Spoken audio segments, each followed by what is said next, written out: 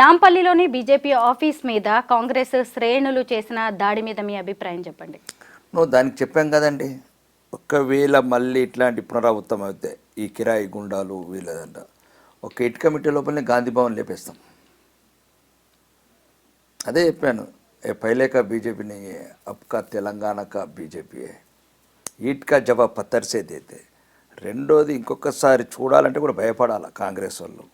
ఇది ఏందండి కాంగ్రెస్, లిల్లీపుట్ కాంగ్రెస్ ఉన్నదే 3 రాష్ట్రాలలో గింతంత. 19 రాష్ట్రాలలో పరిపాలిస్తున్నాం మేము, బీజేపీ ఎన్డీఏ అలయన్స్లు. అది ఇంకా తుమ్మితే ఊడిపోయే ముక్కు. ఏదో ఒక కాంగ్రెస్ మేము అసలు లెక్కలను పెట్టుకోవట్లేదు. అది ఇటలీ కాంగ్రెస్ అయిపోయింది కాబట్టి ఇంకా ఇండియా కాంగ్రెస్ అనేది ఎప్పుడో వెళ్ళిపోయింది. ఇంకా ఇటలీ కాంగ్రెస్ కూడా త్వరలోనే కనుమరుగవుతుంది. పుష్ప 2 సినిమా ఎంత రికార్డ్స్ క్రియేట్ చేసిందో మీకు తెలిసిందే. సంధ్యా థియేటర్ ఘటన సంగతి మీకు తెలిసిందే సార్. పాన్ ఇండియా లెవెల్లో తెలుగు సినిమా ఇండస్ట్రీని నిలబెట్టింది పుష్ప 2 సినిమా. అయితే ఇప్పుడు మీరు కూడా నేనే రియల్ పుష్ప అన్నారు. ఎందుకు అనాల్సి వచ్చింది మీరు ఆ మాట? ఇంటర్వ్యూలు అడిగినప్పుడు ఎంతసేపు ఎర్రచందనం గురించి అపోహలు, అబద్ధాలు, అవాస్తవాలు ఈ వ్యాప్త చేస్తూ ఉంటే అడవి ఉన్న కొద్ది అడవి కూడా మిగిల్చారు వీళ్ళు అనే బాధతో తప్ప మేము చేసేది ఏంటండి. ఇప్పుడు మేము లీగల్గా చేస్తాము. లీగల్గా అంటే మీనింగ్ ఇప్పుడు ప్రభుత్వ అధినేతలు యాక్షన్ పెడతారు. ఎట్లయితే హెచ్ఎండిఏ ప్లాట్స్ రియల్ ఎస్టేట్ చేస్తుందో వాళ్ళు యాక్షన్ చేసినప్పుడు మేము కొంటాము. కాబట్టి అదంతా దొంగల అదేంటి ఎటువంటి అర్థం లేని కథలు తీసుకుంటా అడవికి నష్టపరుస్తున్నారని ఒక బాధతో చెప్పాను.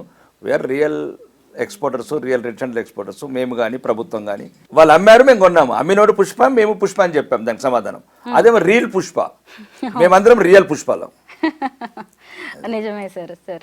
అయితే సార్, ముత్యాలమ్మ గుడి ధ్వంసం కేసులో మీరు హిందువులను ఉద్దేశించి చేసిన వ్యాఖ్యలు కూడా కొంత కలకలం రేపాయి. హిందువులందరూ పిచ్చోళ్ళు, చీమురు నెత్తురు లేదు అంటూ మీరు వ్యాఖ్యానించారు. సార్, మన హిందుత్వంలో తప్పులు ఉండొచ్చు, నిజంగానే మీరన్నట్టుగా మనకి పెద్దగా ధైర్యం లేకపోవచ్చు, కానీ వాటిని మనం కరెక్ట్ చేసుకుని ముందుకెళ్ళాలే తప్ప మీలాంటి బీజేపీ నేతలే ఇలాంటి కామెంట్ చేస్తే ప్రజలు ఏమనుకుంటారు? మేము ఆ రోజు అన్న సందర్భం వేరు. సుమారు అప్పటికి ఆ గుడితో 15 గుళ్ళు కూలినాయి. కాంగ్రెస్ అధికారంలోకి వచ్చినాక ఈ సంవత్సరం లోపల ఎప్పుడైతే ముత్యాలమ్మ గుడి కూలిందో దాంతో 15 గుడి కూలటం. రక్షాపురం కావచ్చు, ఇంకా మిగతా చోట హనుమాన్ గుడి కావచ్చు, ఇట్లాంటి అన్ని చోట్ల కలిపి అంటే ఇంకా ఒకవైపు గుళ్ళని తండుతుంటూ ఈ రకరకాల సమస్యలు చేస్తుంటే ఎక్కడ చైతన్యం లేకపోయింది, నిర్వీర్యమైపోతుంది జాతి అనే బాధలోకి వచ్చిన మాటలు. నిజంగా కూడా వాడుక భాష ఏమైనా తీవ్రతంగా వచ్చిన దాంట్లో అర్థం మాత్రం సమానం ఉంది కదా. ఇప్పుడు కూడా అదే అంటున్నాను, చీము నెత్తురే ఉంటే హిందువులకు అట్లాంటి సంఘటనలు ఎందుకు జరుగుతాయి? నేను అన్న పదం పరుషంగా ఉండొచ్చు, మీకు ఒకవేళ ఇబ్బందికరంగా అనిపించవచ్చు, కానీ నువ్వు వాస్తవాన్ని అయితే దాచలేవు కదండి. మన గుళ్ళే ఎందుకు కూలుతున్నాయి? మన గుళ్ళు మన దేవతలను ఎందుకు తండుతున్నారు? మన గుళ్ళే ఎందుకు కూలుతున్నాయి? ఇతర మతస్థులను ఎందుకు ఎవరు తండట్లేదు, ఎందుకు కూల్చట్లేదు? సార్, హిందుత్వం అంటే పరమత సహనం కలిగిన మతం సార్. ఇప్పుడు వాళ్ళొచ్చి మన గుళ్ళని కూలగొట్టారు అని చెప్పి మనం వెళ్ళి ఇంకొకళ్ళ ప్రార్థనా స్థలాలని కూలగొట్టాల్సిన అవసరం లేదు కదా. కాదండి, పరమత సహనం ఇప్పుడు అవసరం లేదు.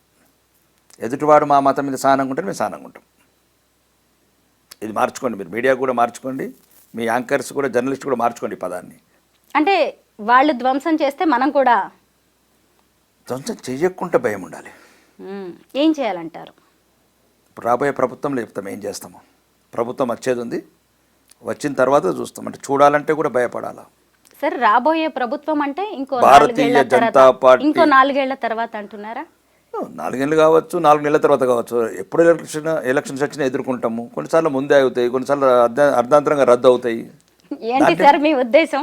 అంటే కాంగ్రెస్ గవర్నమెంట్ కూలబోతుంది అంటున్నారా? కూలబోతుందని అట్లేదు. మీరు అన్నది రాబోయే ప్రభుత్వం మీకు ప్రజాస్వామ్యయుతంగా, ప్రజాస్వామ్యంలో కొన్ని విలువలు ఉంటాయి, ఆ విలువలకు కట్టుబడి ఉన్నాము, ప్రజల సమస్యల మీద పోరాడుతున్నాము. కానీ ఎన్ని రోజులు ఈ రకంగా బాధలు పడాలి? మా గుళ్ళు కూలగొడుతుంటే, హిందువులను అవమానిస్తుంటే, స్వామి అయ్యప్ప స్వాములు వేసుకున్న దాంట్లో కాకి బూట్లోడు వస్తుంటే ఎన్ని రోజులు భరించాలా? అంటే ప్రతి ఒక్కరు అవమానిస్తారు ఎట్లయిగా. అంటే అవమానించేందుకే ఉన్నామా ఈ దేశంలో? మేమే అవమానాల పాలు కావాలా? నాకు ఇది అర్థం కావట్లేదు. అంటే అవమానాలను అడ్డుకుంటే, అవమానాలను నిలదీస్తే కూడా మీరు ఈ రకంగా యాంకర్లు, జర్నలిస్ట్ ప్రశ్నలు అడిగితే ఎట్లా? సార్, మేము హిందువులమే సార్. హిందువులైతే నేను హిందువులు అని కాదంటే 80% హిందువులం ఉన్నాము కాబట్టే ఈ పరిస్థితి ఉన్నది. సెక్యులర్ హిందువులు ఎక్కువైనరు. ఆ సెక్యులర్ హిందువు వల్లనే మాకు వచ్చిన సమస్య. ఎదుటివాడు సెక్యులర్ వేలో వెళ్ళాలి కదా మనం. అదేనమ్మా పరమత సహనం ఉండాలంటున్నావు, ఎదుటివాడికి ఎందుకు చెప్తలేవు ఆ మాట? అందరికీ చెప్తాను. ఎక్కడ చెప్తుంటే గుళ్ళలతో ఎట్లా దండుతారు, బూటకాలతో మా దేవతని ఎట్లా దండుతారు? ఎదుటి వాళ్ళకు నువ్వు పరమత సహనం చెప్తే బూటు కాళ్ళతోని మా ముత్తాలమ్మ తల్లిని తండెట్లా కొడుకు, మా రక్షాపురంలో గుడిని ఎట్లా కూలగొట్టి నా కొడుకులు. ఇది కాదు బలి, ఇది కాదండి సార్. మీరు ఒక్కసారి ఇది ఇది ఇట్లాంటి మార్చండి. పరమత సహనం ఎదుటి వాడుకుంటేనే మాకు ఉంటుంది, సార్ వాడికి లేకపోతే ఇంకా మాకు ఉండదు. ఈ గుళ్ళ ధ్వంసాన్ని వీటన్నిటిని ఆపాలంటే మనం మళ్ళీ మన ప్రభుత్వం వచ్చిందాక వెయిట్ చేయాల్సిందేనా? లేదు, ఎదుర్కొంటున్నాం కదా. ఏదంటే ఇప్పుడు ఒకటంటే కొన్ని చట్టబద్ధ సంస్థలు ఉంటాయి. ఇక్కడ ఒక ప్రజాస్వామ్య పరిపాలన ఈ దేశం ఉంది, రాజ్యాంగం ఉంది. రాజ్యాంగానికి లోబడి మేము ఉన్నాము, రాజ్యాంగ విలువలకు కట్టుబడి ఉన్నాం. కాబట్టి ప్రజాస్వామ్యయుతంగా ప్రభుత్వాన్ని దృష్టికి తీసుకెళ్ళాము, చర్యలు తీసుకోమన్నాము, చూస్తున్నాం, వెయిట్ చేస్తున్నాము. కానీ సమయం వచ్చినప్పుడు హిందువులంతా ఐక్యత కావాలని కోరుకుంటున్నా. ఇట్లాంటి సంఘటనలు జరగద్దంటే ఏకైతో సేఫే. మనకు మనమే కావాలి, మనకెవరు లేరు, ఎవరు రారు, అంతే. మనకు మనమే కావాలి. రాజకీయ నాయకులందరినీ షూట్ చేయాలి అని అన్నారు. ఎందుకు ఇలా అనాల్సి వచ్చింది? అసలు పాలిటిక్స్ అంటే మీ ఉద్దేశం ఏంటి? అసలు మీరే ఉద్దేశంతో రాజకీయాల్లోకి వచ్చారు? నేను రాజకీయ నాయకులను అందరిని అనలేదు, చెడ్డ వాళ్ళని మాత్రమే అన్నాను. చెడ్డ వాళ్ళని మాత్రమే చట్టం ముందు నిలబెట్టి ఉరి పెట్టాలి. ఒక వీలైతే దాని చట్ట సవరణ మార్చి కొద్దిగా అక్కడి వరకే రాజకీయ నాయకులు చెడ్డ రాజకీయ. ఎందుకంటే 75 సంవత్సరాల తర్వాత కూడా ఇంకా పేదరికం అలానే ఉండిపోవటము, పూరి గుడిసెలలో పేదలు ఉండటం,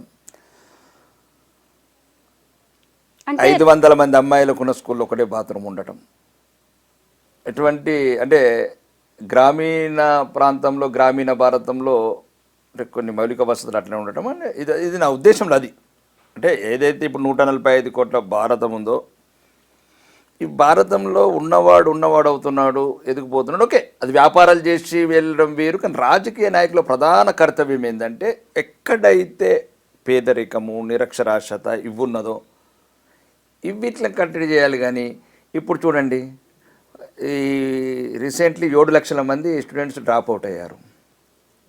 7 లక్షల మంది స్టూడెంట్స్ ఎవరండి? గవర్నమెంట్ స్కూళ్ళలో ఎవరు చదువుతున్నారు? మీ పిల్లలా, మా పిల్లలా? పేద పిల్లలు, పేద పిల్లలు. ఎవ్వరి రాజకీయ నాయకుల పిల్లలు చదవట్లేదు, గవర్నమెంట్ ఆఫీసర్ల పిల్లలు చదవట్లేదు, గవర్నమెంట్ టీచర్ల పిల్లలు కూడా చదవట్లేదు. మరి ఎలా అనేది ఆ బాధలో, ఆవేదనలో వచ్చిన పని. నేనేమన్నానంటే మంచి రాజకీయ నాయకులను వదిలేసి చెడ్డ రాజకీయ నాయకుల్ని అంటే ఉరికంబం ఎక్కించాలి భారత చట్టాల ప్రకారం. వీలు కాకపోతే చట్టాన్ని సవరణ చేసి షూట్ చేసేయాలని నేను అంటున్నాను.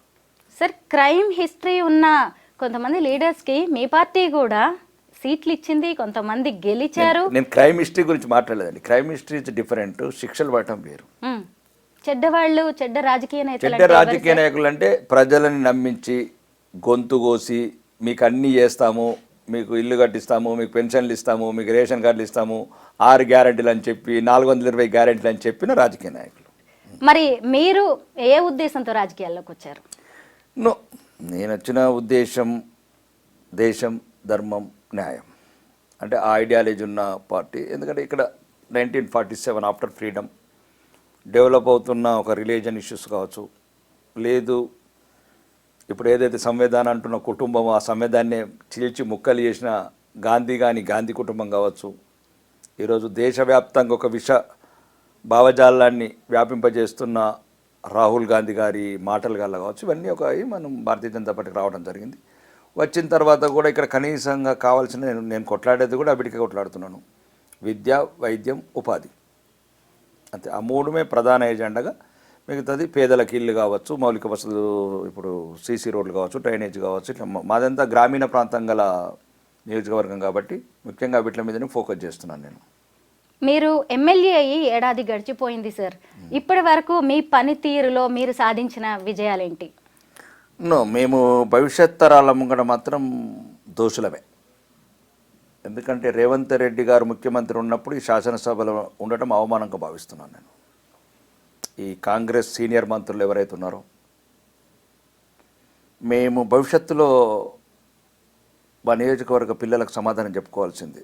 వాళ్ళు అడుగుతారు, ఇంక 20 ఏళ్ళ తర్వాత అడుగుతారు, ఏం చేశారు అనుముల రేవంత్ రెడ్డి 1000 కోట్లు దోసుకుపోతుంటే కొడంగల్కు, నువ్వేం చేసావు అని అడుగుతారు అప్పటి పిల్లలు.